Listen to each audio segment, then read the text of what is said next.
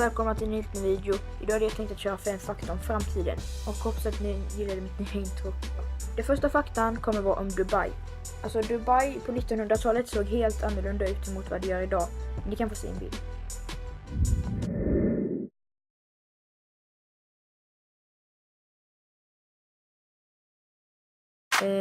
Drönare i framtiden kommer funka som hissar typ. Man kommer typ kunna hänga en drönare och åka upp liksom så här någonstans. Typ till sin lägenhet eller någonting.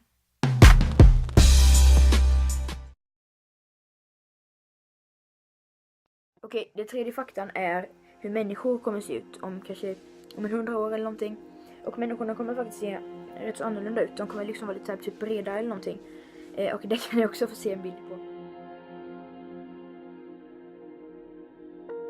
Den fjärde faktan är om hus.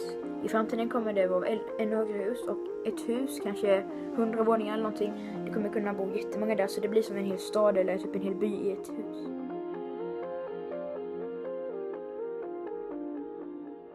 Femte faktan handlar om Mars. I framtiden kanske vi kommer kunna bo på Mars, men inte som den är just nu. I framtiden kanske man kommer kunna liksom göra om ytan så att den passar oss människor. Och de säger också att man kanske kommer kunna skapa vatten på Mars i vissa. Och det kommer man kunna ta vatten ifrån och typ göra rent och dricka det. Och så kanske vi kommer leva där en vacker dag. Men hoppas att ni tyckte att den här videon var jättegrym. Om ni tyckte om den får ni jättegärna trycka på prenumerera och gilla och kanske dela den. Och kanske skriva något fint. Så ha det bäst!